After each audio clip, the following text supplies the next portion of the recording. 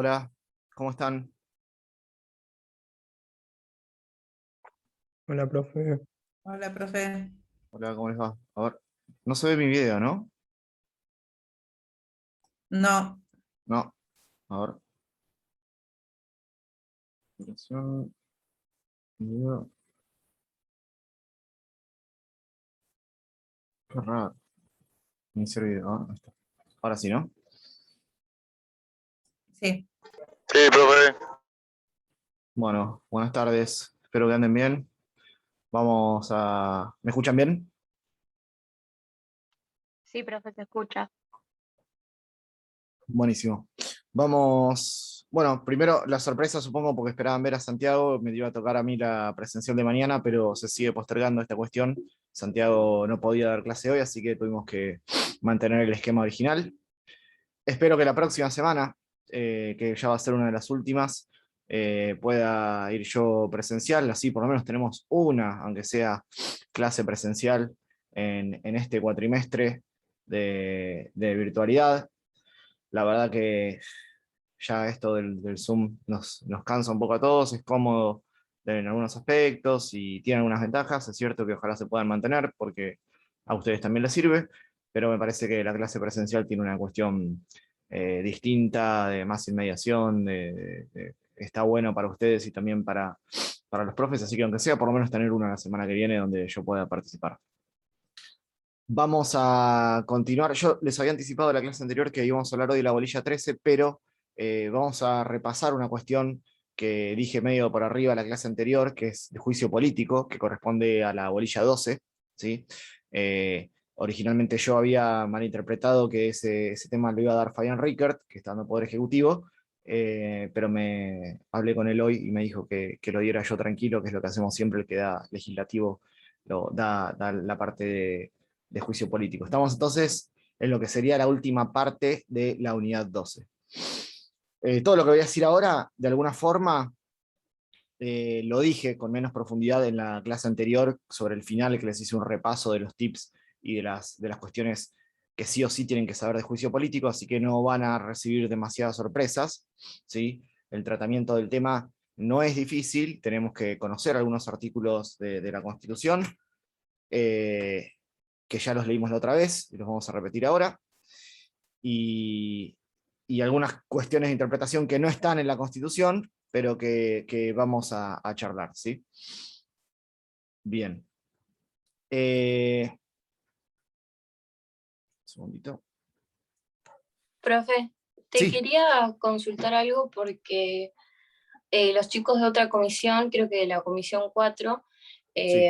me habían dicho que el profe Lanza había dicho que de la comisión 5 cambiaba la modalidad de evaluación del segundo parcial y quería saber cómo iba a ser, porque como que se están corriendo esos rumores y quería saber. Habían dicho que Eh, no se sabía igual, ¿eh? Porque yo no, el todavía, otro día le Sí, pregunté ayer el a profesor dijo eso, de que estaban qué viendo. estaban viendo. Todavía no se sí, definió nada. lo estamos definiendo, sí. Digamos, probablemente el sistema, a ver, todo lo que digo acá, no me quiero comprometer, no lo tomen como algo fijo, sino al revés, se los doy para transmitirles un poco de tranquilidad. Probablemente el sistema de elección múltiple se mantenga, ¿sí? Lo que nosotros estuvimos viendo es que el sistema tal como lo implementamos en el parcial, en el primer parcial, a veces llevaba a muchas notas injustas, es decir, si ustedes para probar necesitaban 4 sobre 6, podía aprobar un estudiante que había puesto 6 respuestas incorrectas sobre temas muy importantes y 4 correctas sobre temas que no eran tan importantes, es decir, podía aprobar a alguien que decía que el control de constitucionalidad no era judicial o que decía que la necesidad de reforma del Congreso la declaraba el Poder Ejecutivo, o sea, podían aprobar básicamente diciendo cualquier cosa sobre temas muy importantes. Entonces, el sistema se va a mantener, lo que estamos evaluando es algún sistema de, por ejemplo, darle más importancia a algunas preguntas o más puntos a algunas preguntas, o O que más si tenés preguntas. mal, o más preguntas, o que si tenés mal alguna de las preguntas importantes, tenés que tener bien también otra de las importantes, porque si tenés mal todas las importantes no aprobás. Quédense tranquilos que estamos buscando un sistema más justo para que realmente sea una evaluación donde los conceptos más importantes estén.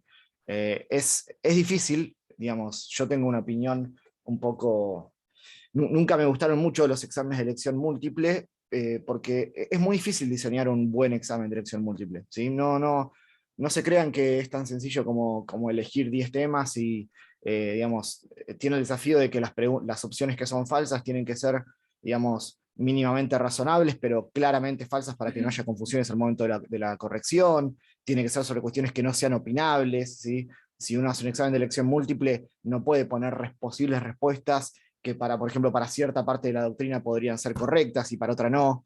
Es realmente un desafío, y en estos 2 años hemos ido puliéndolo y lo vamos a continuar haciendo. Quédense tranquilos que el sistema no va a variar en lo sustancial, sí se podrán hacer algunos ajustes, pero no se preocupen en ese sentido.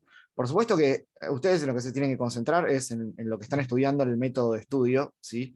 Y para esta segunda parte, y yo se los digo todas las clases, la clave está en leer la Constitución, leerla, saber cuáles son los artículos importantes, ¿sí? Yo constantemente en los temas que doy yo les tiro cuáles son los artículos importantes, y en eso no pueden fallar. Esta segunda parte es mucho más codificada de alguna forma que la primera.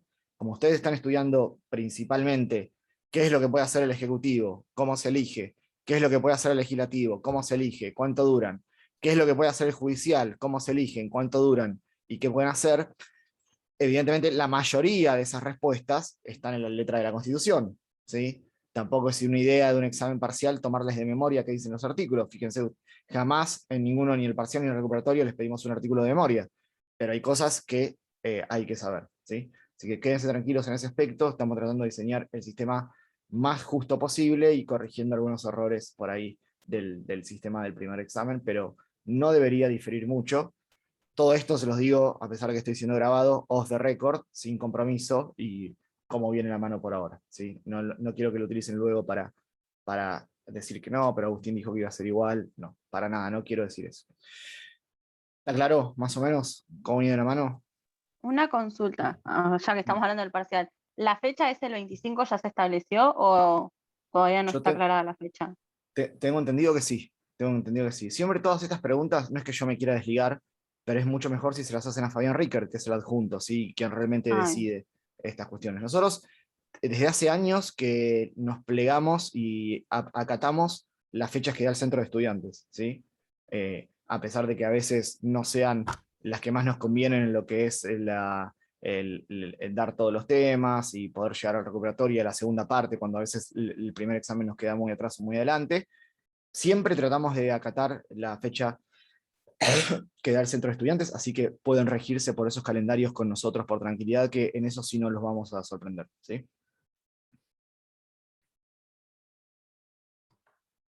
Bien. Entonces mañana va a tener clase presencial con Santiago Martín para completar el calendario de la semana. Y la semana que viene van a tener clase el lunes con Fabián, clase el miércoles presencial conmigo, y el martes no sabemos si va a haber clase. Así que estén atentos el lunes, o estén atentos a los mensajes del campus, porque el lunes les vamos a confirmar si el martes viene Fabián también, o no hay clase, porque Santiago no va a estar, ¿sí? Así que atentos con el martes la semana que viene. Todavía no se los puedo confirmar, pero o viene Fabián 2 veces seguidas, da Fabián 2 veces seguidas, o no va a haber clase. Bien. Nosotros todo el tiempo nos situamos en tema de vuelta, juicio político entonces. Hablamos de que los funcionarios públicos tienen un deber jurídico, si se quiere, un mandato constitucional, de llevar adelante sus tareas constitucionales. ¿Se acuerdan? Nosotros dijimos algo interesante en la clase pasada, que mientras que nosotros los ciudadanos podemos hacer todo lo que la ley no nos prohíbe, los funcionarios públicos, representantes del Estado, en sus diversos órganos de gobierno, tienen como un Me dio menú dando clase un acatado profe que yo, tipo, de... Perdón, se o está sea, escuchando, ¿eh? bueno, no Se está importa. escuchando. Voy a tratar de no hacer que no escucho lo que estoy escuchando. Gracias. No sé si me estaban criticando seguramente. Ah, no, Eh, profe, perdón, tenía el micrófono abierto, le estaba diciendo a mi mamá que no está Santiago dando la clase, estabas vos. bueno, justo te No, diste no, cuenta no. antes de hacer alguna calificación sobre mi persona, te No, no, no, interrumpí. era porque mi mamá no entendía de qué le hablaba, pero porque Santiago dio la clase presencial sobre Poder Judicial y yo estoy perdida en eso.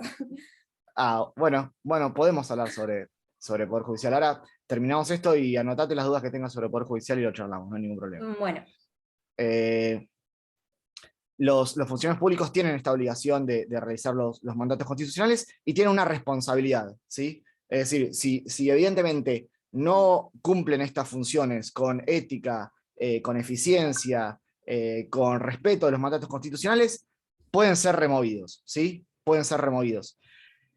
Por supuesto que este es uno de los sistemas que plantea la democracia y la república para que un funcionario no siga estando en el poder de gobierno, porque la otra y la más natural es, en todo caso, que no se renueve su elección al momento de las elecciones, ¿sí? O sea, la concurrencia que vamos a hacer nosotros este domingo a las urnas, también es parte de donde la democracia funciona como sistema para evaluar, bueno, estas personas cumplieron de forma satisfactoria sus funciones, más o menos, no, los voto de nuevo, no los voto a alguien distinto, todo ese tipo de evaluación de la democracia, bueno, se hace en las urnas. Sin embargo, hay sistemas como el juicio político que sirven para evaluar esta responsabilidad, si se quiere, de manera anticipada. Sobre todo porque uno de los poderes del Estado, y aprovecho lo que decía Delfina, que es el Poder Judicial, no se elige democráticamente, ¿sí? Entonces, tiene que haber algún sistema que también involucre a los jueces, y que nosotros como población podamos controlar su desempeño, y que no necesariamente esté vinculado con las elecciones populares. Pues, repito, los jueces y las juezas no son elegidos democráticamente, sino mediante un sistema de designación en el cual intervienen el Poder Ejecutivo y el Poder Legislativo, ¿sí? Esa como pequeña introducción. El juicio político es un procedimiento, yo acá voy a leer una definición, no me gusta leer las definiciones, prefiero que ustedes no las utilicen de memoria, voy a leer una que toma Jiménez, ¿sí?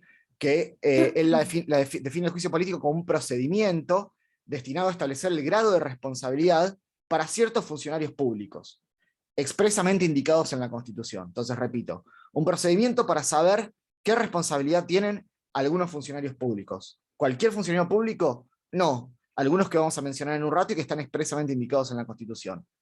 ¿Por qué hechos? Por aquellos hechos o actos u omisiones realizados durante su periodo de gestión, ¿sí? Y el juicio político tiene como fin, como objetivo, como faro, como eje, evaluar si hay que separarlos de su cargo, o pueden continuar, y eventualmente declararlos inhábiles o inhabilitados para continuar ejerciendo la función pública, ¿sí? Repito esta definición entonces. Es un procedimiento, ya vamos a ver quiénes intervienen y qué reglas tienen que respetarse, para establecer un grado de responsabilidad. ¿Responsabilidad penal? No. ¿Responsabilidad civil? No. Únicamente responsabilidad política en lo que hace al ejercicio de sus funciones, ¿sí? Y establecer, este procedimiento va a tener una sentencia al final del procedimiento, donde se va a decir, bueno, Agustín como juez, o Delfina como jueza, ¿pueden continuar ejerciendo sus funciones? ¿Sí o no? ¿Qué se les imputa que hicieron? ¿Que tenían mucho atraso en el juzgado? ¿Que los vieron peleándose con un policía en la calle porque los había detenido tránsito? ¿Porque los vieron cometiendo actos de corrupción? Bueno, hechos de muy distinta índole pueden motivar que un funcionario público o una funcionaria pública sea sometido a un proceso de juicio político. Es decir, y acá yo les fui tirando una data, una pista, pueden estar vinculadas con su función específica, en el ejemplo de un juez o jueza que tenga mucho atraso o que dicte sentencias que sean fundadas o no, o pueden estar no necesariamente vinculados con esa función pública, es decir, el comportamiento en público, la comisión de delitos o no, ¿sí? ¿Se entiende a grandes rasgos cuál es la idea del juicio político? ¿Para qué sirve? Sí, profe, justo que estamos hablando de juicio político, yo estaba leyendo y justo salió lo de Chile, del presidente, que están votando para que haya un juicio político. Sí.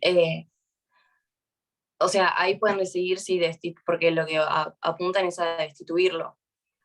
O sea, en el juicio se puede dar una de esas opciones. Se puede dar una de esas opciones, sí. De hecho, lo que el sistema plantea es que mediante otro de los, un sistema que es relativamente parecido, ¿sí? Más allá de que no conozco los procedimientos propios del reglamento del Poder Legislativo, la idea es que a través de el resto de los representantes del pueblo, en este caso el Poder Legislativo, se determine si corresponde o no la decisión. Por supuesto, como vos lo deslizás, y porque uno puede leer en las noticias, hay mucho de mérito y conveniencia política en esto, digamos. Muchas veces, no necesariamente la gravedad de los hechos o el grado de prueba de los hechos va a depender de la decisión final. No es igual que un proceso judicial donde si vos y yo tenemos un conflicto y lo sometemos a un juez, y el juez determina que vos venías por la derecha en el auto y los testigos vieron cómo yo te embestía en la mitad del auto pasando un semáforo rojo, probablemente te dé la razón a vos y yo te tenga que pagar. En el juicio político, esas reglas, digamos, de justicia, razón y prueba, a veces pueden verse ligeramente relativizadas por la oportunidad, el mérito y conveniencia, por ejemplo, de sacar a un presidente electo democráticamente o mantenerlo, ¿sí? Evidentemente, esas razones juegan mucho al momento de iniciar y eventualmente remover a alguien mediante juicio político.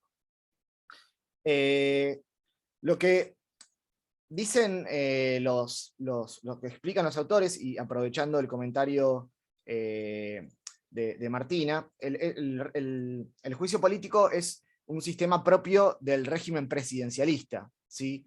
En el régimen parlamentario, que no es el que tenemos nosotros, ¿sí? La remoción de funcionarios se materializa con otros mecanismos, como puede ser la moción de censura, donde la mayoría del Parlamento le quita el respaldo al gabinete o a un ministro y los obliga a presentar la renuncia. Como es propio del sistema presidencialista, esto tiene un antecedente en la Constitución norteamericana, que es el impeachment, que se escribe así, a ver si puedo escribir, ya que yo no uso pizarrón acá, utilizo el chat.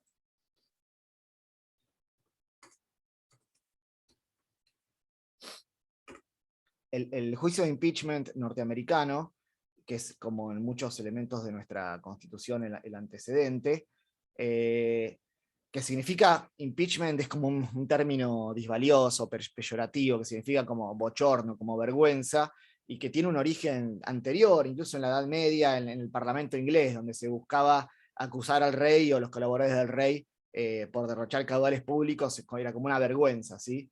El impeachment en el sistema inglés original, me refiero a inglés de Inglaterra, en el británico, podía llegar a tener consecuencias penales. No importa tanto el origen acá, pero sí lo que ustedes tienen que tener claro, lo repito porque lo dije en la clase anterior, es que tanto en el sistema norteamericano como en el juicio político argentino, el juicio político no tiene consecuencias penales. Lo repito, lo digo, es casi lo más importante de hoy. El juicio político no tiene consecuencias penales. Grábenselo, lo tienen que saber, ¿sí? El objetivo del juicio político es establecer la responsabilidad política, determinar si esa persona puede continuar en el cargo y eventualmente inhabilitarlo o inhabilitarla para en el futuro ejercer funciones públicas. Lo que no puede hacer el juicio político es imponer una condena, como se escucha, Matías, por favor, te pido que te silencies. Lo que no puede hacer de ninguna manera el juicio político es establecer una condena penal, porque en nuestro sistema el único poder de Estado encargado, autorizado y facultado para establecer condenas de carácter penal es el Poder Judicial, ¿sí? Entonces, bajo ningún concepto, las cámaras del Congreso, que vamos a ver ahora quiénes son las que llevan adelante el juicio político, pueden imponer condenas penales, más allá que el hecho por el cual se está investigando al presidente o a un juez de la Corte sea un homicidio, no importa, ¿sí? Si se determina que ese homicidio existió y que corresponde destituirlo, se destituirá, pero para poder ser condenado por ese mismo hecho, tiene que ser condenado por un tribunal penal en los términos de juez natural que establece la Constitución, ¿sí?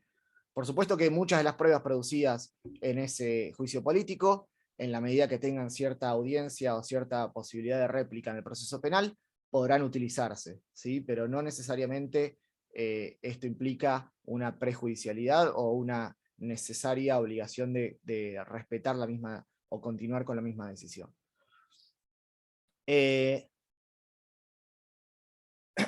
En la Constitución original de 1853, además de los funcionarios que vamos a ver hoy que son susceptibles de juicio político, se agregaban algunos otros, que eran los gobernadores de las provincias y los miembros de ambas cámaras del Congreso, ¿sí? Y se excluía a los jueces de la Corte. O sea, de los jueces inferiores a la Corte, que hoy también están excluidos del juicio político, sino que responden por otro procedimiento que es el jurado de enjuiciamiento. La Convención de 1860 elimina como sujetos de juicios políticos a los legisladores y a los gobernadores, e incluye a los jueces también de los tribunales inferiores. Finalmente, la reforma del 94 vuelve a excluir a los jueces de los tribunales inferiores, que ahora solo pueden ser removidos por el jurado de enjuiciamiento, que es un procedimiento similar pero diferente, y agregó al jefe de gabinete de ministros, ¿sí? Entonces, esto nos da un catálogo de 5 funcionarios enjuiciables, que son el presidente, el vicepresidente, el jefe de gabinete, los ministros y los miembros de la Corte Suprema de Justicia de la Nación, ¿sí?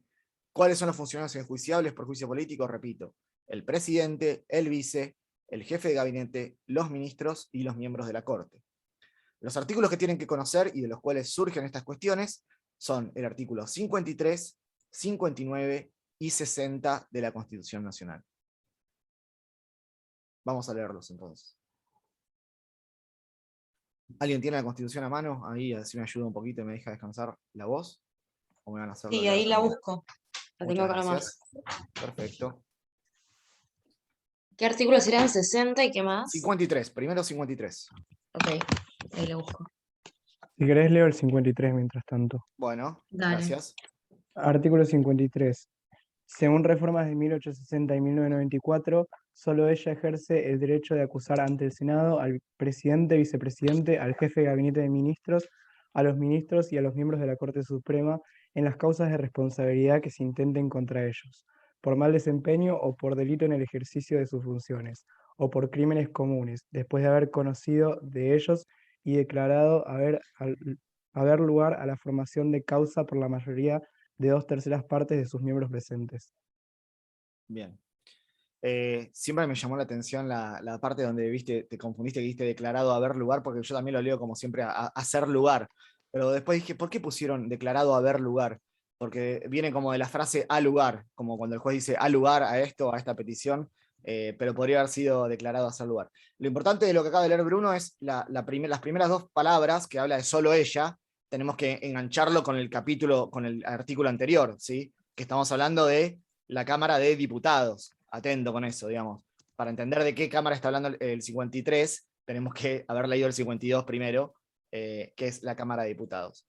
Entonces, fíjense, acá nos tira ya muchos datos importantes del juicio político. Nos dice quién es el que acusa, la Cámara de Diputados, ante quién acusa, ante el Senado acá va a ser como el juez, digamos, quiénes pueden ser acusados, que los dijimos recién, cuáles van a ser las causas, digamos, causas de responsabilidad, y fíjense estas 3 causales que son taxativas: mal desempeño, delito en el ejercicio de sus funciones y crímenes comunes. ¿Alguien sabe la diferencia entre un delito y un crimen? ¿Por qué el artículo 53 habla de delito en el ejercicio de funciones o crímenes comunes? En realidad, en el derecho penal actual, esa distinción no existe más. ¿Sí? Sí. Puede ser que antes la diferencia era que delito era por prisión de 5 años y crimen por más de 5 años. Exactamente, tenía que ver con el grado de reprochabilidad de la conducta y la gravedad del acto y la extensión de la pena. Hoy en día, con las reformas del derecho penal, esa distinción conceptual entre delito y crimen ya no tiene sentido. Por lo tanto, una lectura actualizada de este artículo nos permitiría leer que las causales en realidad son 2, ¿sí? Por mal desempeño o por delitos, independientemente de que sean o no cometidos en el ejercicio de sus funciones. ¿Se entiende esto? O sea, originalmente lo que la Constitución buscaba es que, como el delito era menos grave que un crimen, tenía que ser en el ejercicio de sus funciones. Y si era un crimen, un homicidio, no importaba si era o no en el ejercicio de sus funciones. Hoy en día, como esta distinción ha quedado derogada, los causales son mal desempeño o delito, ¿sí? Sea o no en el ejercicio de sus funciones. Por supuesto, estas causales, que parecen pocas, en realidad son muchas, porque atrás de estas 2 palabras, o estas 2 frases, mal desempeño y delitos, se integran un abanico muy grande de causales, de hechos, de realidades, ¿sí? Delitos, por supuesto, todos los tipificados en el Código Penal, que son muchos, y mal desempeño de sus funciones que es la causal por excelencia, digamos, la mayoría de los juicios políticos, el 99% se ha iniciado por mal desempeño, ¿sí? Porque es una causal residual que es más fácil de probar, tiene mayor apreciación subjetiva, y también esconde un montón de posibles causales de mal desempeño, digamos, es mucho más relativo, digamos, ¿cuáles son las posibles causales de mal desempeño de un juez o una jueza?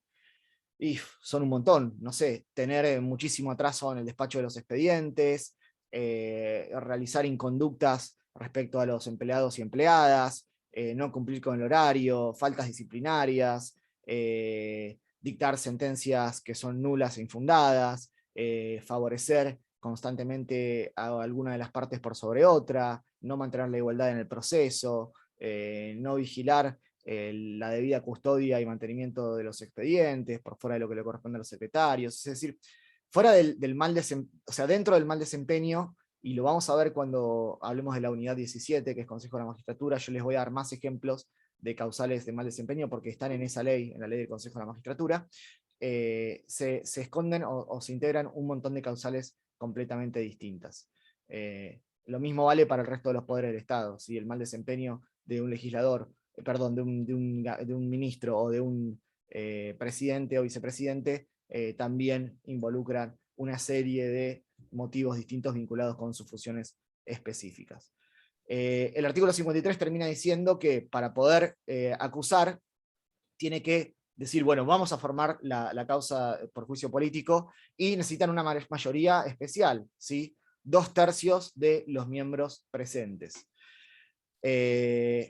Recuerden que en estos casos, además de esta votación de la mayoría de los 2/3 presentes, es muy habitual que antes de esa votación se trate el tema dentro de uno de los organismos o uno de los elementos o cuerpos de las cámaras del Congreso, que son las comisiones. ¿Se acuerdan? Yo les conté la clase pasada que dentro de las cámaras existen comisiones, y concretamente, más allá de las comisiones especiales de investigación que se pueden formar, hay una comisión de juicio político especialmente dedicada a recibir este tipo de denuncias, porque muchas veces la solicitud de juicio político puede ser iniciada por iniciativa propia de una de la Cámara de Diputados, o ante una denuncia de terceros presentada por ante la Comisión de Juicio Político de la Cámara de Diputados. Vamos a leer ahora el artículo 59, si alguien me ayuda y lo lee, le agradezco. Dale, yo leo. Artículo 59. Al Senado corresponde juzgar en juicio público a los acusados por la Cámara de Diputados, debiendo sus miembros presentar juramento para este acto. Cuando el acusado sea el presidente de la Nación, el Senado será presidido por el presidente de la Corte Suprema. Ninguno será declarado culpable sino a mayoría de los 2/3 de los miembros presentes. Bueno, entonces, segunda parte del análisis. Primero, así como diputados va a ser quien acusa, Senado va a ser quien tome la decisión, ¿sí? Esa decisión para declarar la culpabilidad, que reitero no es una culpabilidad penal, sino meramente funcional, requiere también una mayoría especial de 2/3 de los miembros presentes. Cuando el artículo habla de juicio público, está hablando de juicio político. Sí, es el nombre que utilizó la Constitución, pero es lo mismo. ¿Por qué les parece que cuando el acusado sea el presidente, el Senado va a estar presidido por el presidente de la Corte Suprema? ¿Cuál es el fundamento de esto? Creo que lo habías dicho la clase pasada, que tenía que ver con esto de que como el Senado es presidido por el vicepresidente de la Nación, no tendría Exacto. sentido que su compañero de Exacto. fórmula lo juzgue. Exactamente, digamos, por una cuestión de imparcialidad o de juez natural, si se quiere, o de incompatibilidad funcional, cuando fuera el presidente, el juzgado, se cambia solo para este motivo la presidencia del Senado, que de forma natural le corresponde al vicepresidente. Un segundito.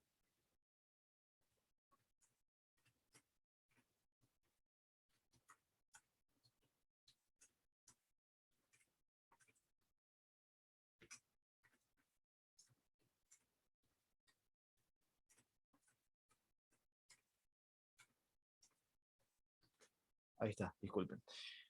Bueno, Seguimos. Entonces, los funcionarios enjuiciables los dijimos: presidente, vice, jefe de gabinete, ministros y miembros de la Corte. Vamos a leer el último artículo que quiero que conozcan y sepan hoy, que es el 60, que es muy importante también. Los escucho. Quien quiera leerlo. ¿Lo leo? Sí, por favor, gracias. Su fallo no tendrá más efecto que destituir al acusado y aún declararle incapaz de ocupar ningún empleo de honor, de confianza o a sueldo en la nación. Pero la parte condenada quedará no obstante sujeta a acusación, juicio y castigo conforme a las leyes ante los tribunales ordinarios. Bueno, entiendan lo que dice el artículo, es lo que venimos repitiendo desde que empezamos la clase, más o menos. No tiene efectos penales la sentencia del Senado, ¿sí? Únicamente sirve para destituirlo y eventualmente inhabilitarlo. Se puede destituirlo y no inhabilitarlo, ¿sí? Por cómo está redactado se entiende que no se puede inhabilitarlo sin destituirlo, porque sería una contradicción además, ¿sí? Pero se puede solo destituirlo, o además destituirlo e inhabilitarlo, y no se decide nada acá sobre la condena penal. Digamos, esta persona, luego de ser inhabilitado y destituido, eventualmente perderá, si los tiene, las distintas beneficios o privilegios o inmunidades funcionales, y quedará sometido o sometida a el accionar de la justicia penal. Es muy sencillo este artículo 60, me parece que es uno de los más claros. Fíjense que los 3 artículos son concisos, claros y concretos, ¿sí? ¿Qué tienen que saber ustedes de juicio político? Los funcionarios enjuiciables, quién acusa, quién juzga, cuáles son las mayorías necesarias para tomar esas decisiones, y los efectos, ¿sí? Si saben eso de juicio político, van a andar bien, más allá de todo el firulete que yo les puedo hacer respecto a las demás cuestiones. Es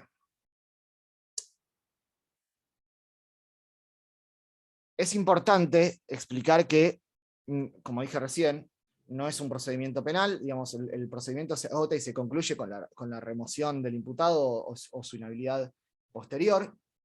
Y algo que yo les mencioné anteriormente, que lo mencioné a colación del comentario de Martina, es que se suele decir que las cámaras tienen sentido de oportunidad y conveniencia. ¿Qué significa esto? Esto no surge de la Constitución, pero sí es una práctica política habitual, que se puede decidir no formar causa o no condenar, aún a pesar de comprobar que existan causas de responsabilidad, ¿sí?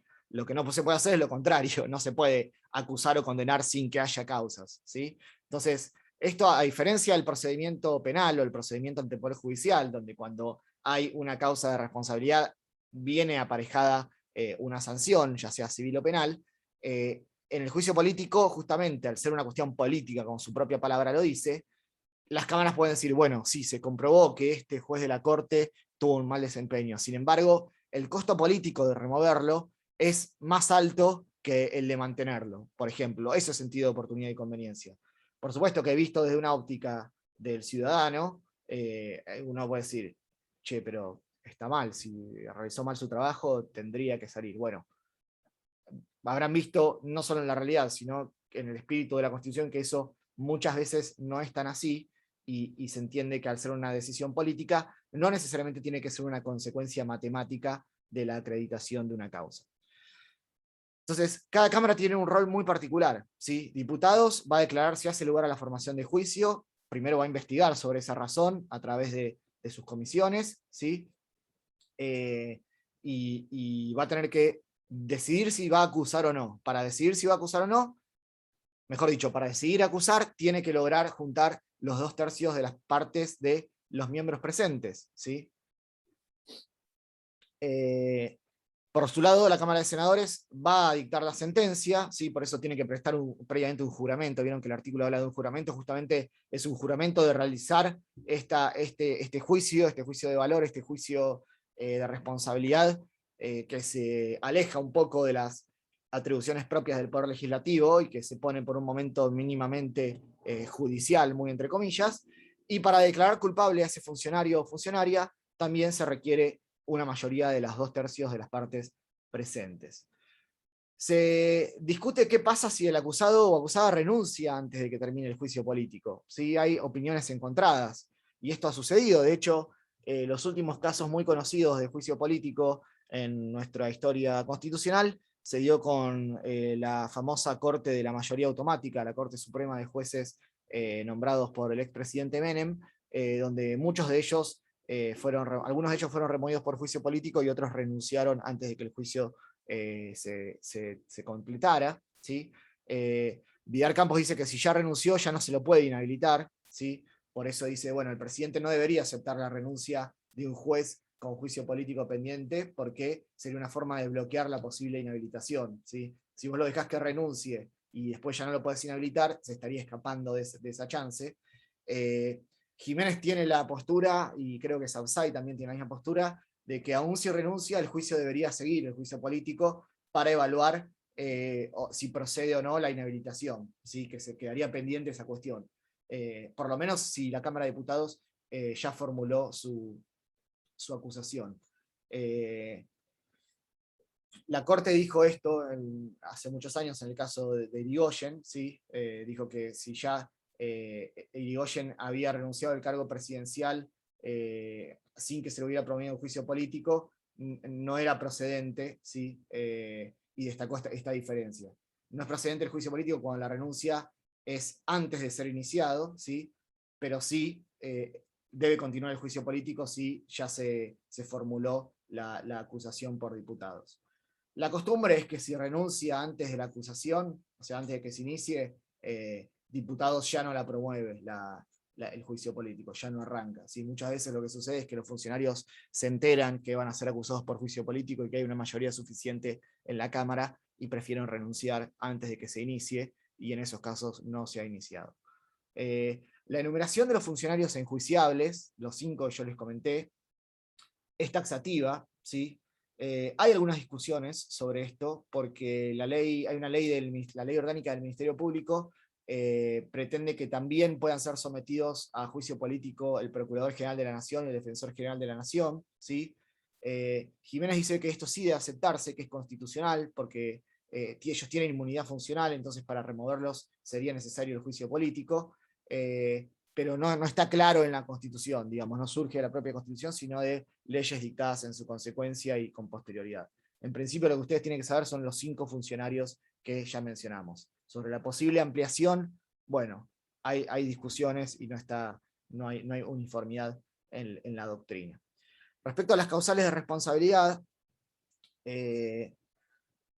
recuerden ustedes que más allá de que se hable de delitos o de crímenes, la responsabilidad que se juzga es meramente política, ¿sí? Es como una especie de antejuicio del juicio penal.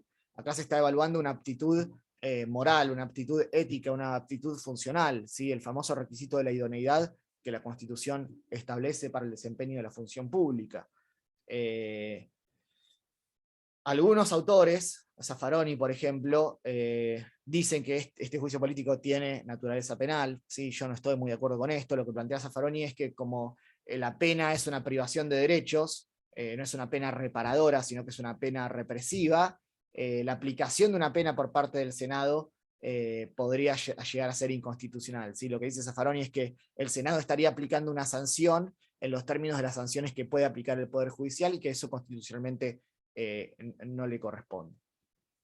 Se ha cuestionado también en el caso de los jueces de la Corte. ¿Ustedes recuerdan cuánto tiempo o hasta cuándo duran en sus cargos los jueces, y particularmente los jueces y juezas de la Corte? ¿Cómo dice la Constitución? Mientras dure ¿qué? Mientras dure su buena conducta, ¿sí? Entonces se ha cuestionado si la mala conducta del artículo 110 es asimilable a este mal desempeño del artículo 53. Y sí, se entiende que cualquiera de las 3 causales de juicio político implican una mala conducta, ¿sí? ¿Qué significa mal desempeño? Bueno, es difícil, ¿no? Porque son palabras que ameritan interpretación. La doctrina y la jurisprudencia, a lo largo de distintos fallos que yo les voy a dejar, han interpretado que son esos hechos o actos que son indignos de un funcionario público, y que por respeto o por decoro a ese cargo está obligado a guardar, ¿sí? O sea, no solo se trata de faltas técnicas en el desarrollo técnico y específico de sus funciones, sino también puede vincularse con faltas éticas o morales. Por supuesto que deberán ser evaluadas en cada caso específico. la diferencia entre delitos en el ejercicio de sus funciones y crímenes comunes ya no tiene relevancia, ¿sí? Profe, Sí, esa diferencia entre delitos y crímenes que se hacen en el artículo no tiene más que ver con el tema de en funciones o en la vida común, tipo, porque si bien la distinción está entre la gravedad, es como que también se puede asimilar al tema de el delito en sus funciones y los crímenes comunes dentro de la sociedad, sí. podría ser, ¿o no? Sí, tiene que ver con eso, pero si vos eliminás la diferencia entre delito y crimen, te queda una frase que ya es lo mismo si se dan en sus funciones. Es decir, es cierto lo que decís vos, pero esa diferenciación solo se justifica en la medida que un delito y un crimen sean cosas distintas, ¿sí? Entonces, como esa diferenciación hoy ya en el derecho penal no existe, como sí existía en 1853, si cometió un delito va a ser susceptible de juicio político, ya sea porque lo cometió fuera de sus funciones y es lo mismo que lo que antes era un crimen, o lo cometió en el marco de sus funciones. Es decir, es irrelevante si es dentro o fuera de sus funciones y cuál es la gravedad del hecho. Tiene que ser un delito tipificado en el Código Penal, punto. ¿Sí? No importa si es dentro o fuera de sus funciones. Lo que pasa es que si es una conducta dentro de sus funciones, quizá lo que sucede es que no se acredita un delito propiamente dicho, pero sí se acredita un mal desempeño, por ejemplo. ¿Sí? Si se está evaluando si había hechos de violencia de género contra las empleadas del juzgado y no se termina probando que la conducta se enmarcaba en digamos, en el tipo penal de violencia por razones de género, evidentemente, quizás con un poco menos grado de intensidad, porque faltaba alguno de los elementos del tipo penal, sí se puede acreditar un mal desempeño, ¿sí? Por el mismo hecho. ¿Se entiende la diferencia? Muchas veces, y por eso la causal de mal desempeño es la más típica o la más habitual. Muy bien, para ir terminando, ¿cómo es el trámite del juicio político? Ante diputados, el pedido puede ser efectuado por cualquier ciudadano, ¿sí? Se presenta una solicitud ante la mesa de entradas de la Cámara de Diputados, que luego se gira a la Comisión de Juicio Político. Esta comisión va a escuchar tanto a la parte que denunció, como también a la persona denunciada, y va a determinar si hay mérito para efectuar la acusación. Por lo general, el plenario del cuerpo se ajusta a lo que dice la comisión, pero puede apartarse, sobre todo porque para poder acusar necesita una mayoría grabada, que es 2/3 de los miembros presentes. En caso de aprobarse la acusación por esa mayoría, se designa una comisión que va a llevar los antecedentes al Senado para el eventual juzgamiento. El trámite sigue entonces en la Cámara de Senadores, ¿sí? El mismo reglamento prevé que los senadores tienen que prestar el juramento de administrar justicia con imparcialidad y rectitud. ¿Por qué tienen que prestar este juramento? Porque el juramento que prestaron al momento de asumir como senadores no hablaba de administrar justicia y ahora lo van a tener que hacer. Un poco por ahí viene la crítica de Zaffaroni al instituto, ¿sí? Y para decidir que la persona es culpable y que debe ser removida y o inhabilitada, deberá reunirse también una mayoría de los 2/3 de los miembros presentes en la sesión de juzgamiento. Las etapas del proceso, ustedes las pueden encontrar en un reglamento que tiene el Senado, que se llama Reglamento del Honorable Senado, constituye un tribunal para el caso de juicio político, se los pego acá en el chat. Esto no tiene una ley que lo regule específicamente. De todas formas, si lo tiran en Google es el primer resultado que aparece, ¿sí? No tienen que leerlo y conocerlo de memoria, sí lo que yo les voy a decir ahora. Entonces, cuando se hace la acusación, esa acusación es leída por el secretario del Senado, y como todo juicio, digamos, ya sea penal, civil o político, es necesario que se ejerza la defensa. Entonces, se corre traslado al acusado por un plazo de 15 días para que haga una contestación escrita. Luego, con la acusación y con la contestación, se ofrecen las pruebas, ¿sí? Como si fuera un juicio ante el Poder Judicial, y se abre prueba por un plazo que no puede superar los 30 días. Una vez que termina el plazo de prueba y se produce, se da un plazo nuevo para presentar los alegatos. Fíjense, esto no es necesario que lo sepan de memoria, lo que yo les quiero marcar son las similitudes con los procesos ante el Poder Judicial que tienen esta estructura también, ¿sí? Demanda, contestación, prueba, alegato, y una vez presentados los alegatos, o vencido el plazo para presentarlos, el Senado va a deliberar en forma secreta. Este, fíjense, es uno de los casos, los pocos casos de sesiones secretas previstos por el artículo 10 del reglamento que les pasé recién. Y se va a fijar una sesión pública para que cada senador se expida y vote, ¿sí? Si se llega a los 2/3 en la votación, se va a hacer lugar al pedido y a la acusación. Se ha discutido si se puede suspender mientras se tramita el juicio político al funcionario, ¿sí? La mayoría de los autores dicen que al no estar expresamente prevista la posibilidad de suspender mientras se tramita el juicio político, sería inconstitucional. Es cierto que con algunos jueces antes de la reforma se había suspendido mientras se tramitaba el juicio, y esto tiene que ver con cuestiones de imparcialidad y ejercicio idóneo de la magistratura. Y hay ciertos principios procesales que, como en todo proceso judicial, aunque este no sea judicial, como en todo proceso contradictorio, contencioso, deben respetarse.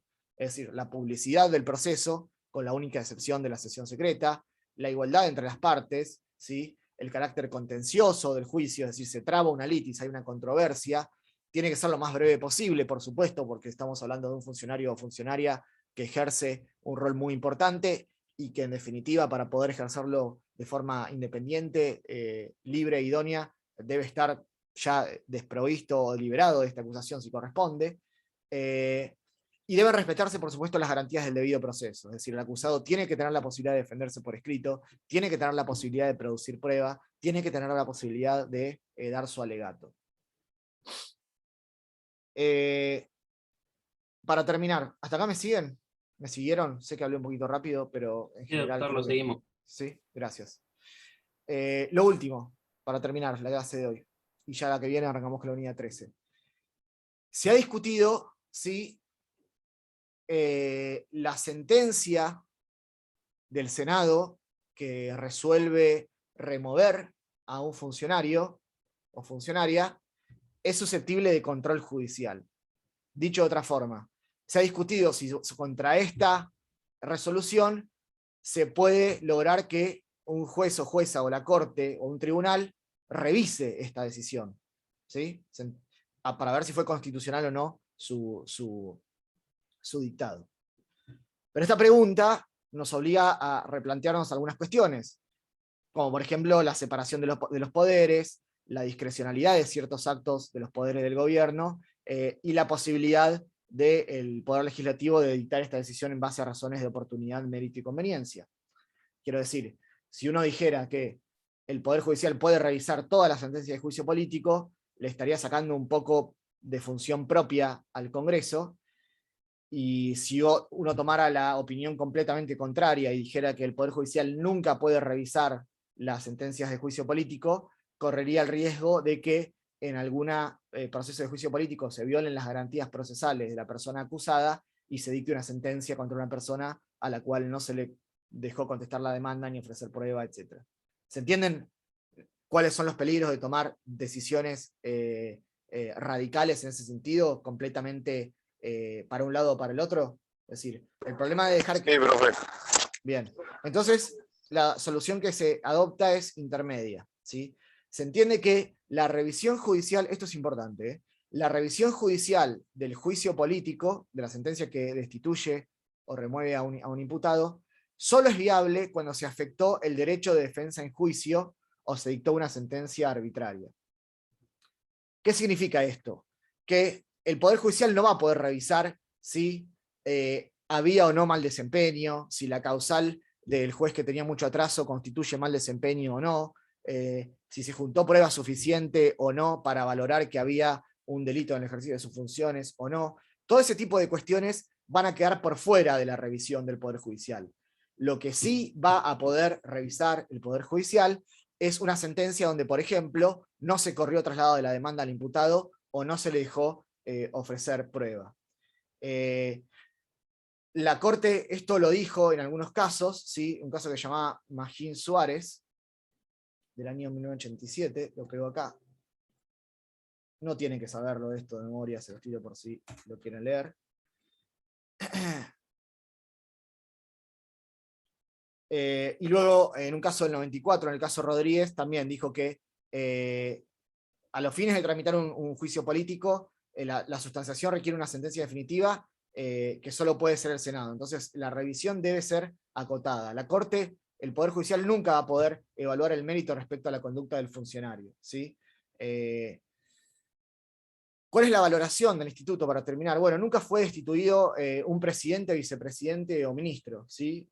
Si mal no recuerdo, nunca fueron ni siquiera acusados. Siempre se ha utilizado para los jueces de la Corte Suprema y los jueces inferiores antes de la reforma, porque ahora quedaron exentos del juicio político, sino que son removidos por otro mecanismo. No hay una ley de juicio político, ¿sí? En el 2002 una comisión había investigado la posibilidad de presentar esto, finalmente no se hizo. Entonces lo que ustedes tienen que conocer son los artículos que mencionamos recién, 53, 59 y 60, y el reglamento del Senado. Se ha criticado, digamos, este procedimiento como método de control republicano, porque de alguna forma sí acentúa el poder político del gobierno. Antes de terminar, Delfina, no sé si tenés alguna pregunta sobre el Poder Judicial, que dijiste que estabas un poco perdida. ¿Querés que lo dejemos para la clase que viene? ¿Querés preguntarlo ahora? No, profe, en realidad no estoy perdida con el Poder Judicial, es porque Santiago empezó a dar la clase de Poder Judicial presencial y yo soy de otra ciudad, entonces no pude ir, y cuando la siguió dando virtual, yo estaba perdida y no voy leyendo todavía ese capítulo, entonces como que no estoy muy en la onda de Poder Judicial. Bueno, vamos a hacer una cosa, esperen que entro al campus, porque yo, cuando empezó la pandemia, ese tema lo di yo, y hice varios videos. Si quieren se los habilito, a ver si están. Esperen un segundo. Estoy en el campus.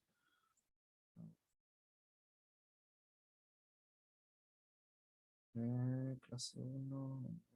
17. Sí, igual me están pasando apuntes. Mis compañeros me están pasando apuntes de las clases, pero bueno, justo las dos clases creo que dio Santiago no me conecté, pero no entendía nada. Entonces, si hoy daba la clase Santiago no me iba a conectar. Pero bueno, una compañera me avisó que la dabas vos y con tu clase sí voy al día, entonces me conecté. Bueno, fíjate que en el campus acabo de habilitar las 3 clases, que son 3 videos de YouTube muy cortitos, que grabé yo el año pasado. Y ahí tenés, por lo menos, como para empezar, para ponerte en tema, digamos, ¿sí? Buenísimo. Está en la parte del campus de la unidad 17, sí, ya están mostradas. Son 3 videos muy cortitos de YouTube que grabé yo ahí en plena pandemia, por eso tengo el pelo muy, muy despeinado, porque no era la peluquería. Bueno, con eso estamos por terminada la clase de hoy. Nos vemos la semana que viene, espero de Muchas gracias, profe, te hago buen fin de. Presencial. Todavía falta bastante para el fin de, pero vamos a tratar de que sea bueno. Un saludo para todos. Nos vemos y que sea bien. Chao, chao. Sí. Chao. No, le quería hacer a César. Tal vez no va el tema de la clase, pero usted está en la facultad. El tema de la virtualidad no se sabe cómo va a seguir, más o menos. Yo sé que tal vez ese tema no le compete a usted, que está en la clase, que es profesor, que eso es de otra parte de la facultad, pero no sabe si se habla de algo del tema para el año que viene o para el verano. Porque... No, desconozco, sí, estoy al tanto de tu situación, que la presencialidad para vos es imposible por ahora, y no tengo novedades. Me comprometo a, si me entero de algo, a hacértelo llegar. Me podés preguntar tranquilamente por el campus como hacemos, y yo te paso las novedades. Por lo único que tengo es esto, si no, no te puedo decir. Bueno, gracias, disculpen. No hay ningún problema, no es molestia. Que sigan bien. Saludos para todos. Chau, chau. Chao, profe.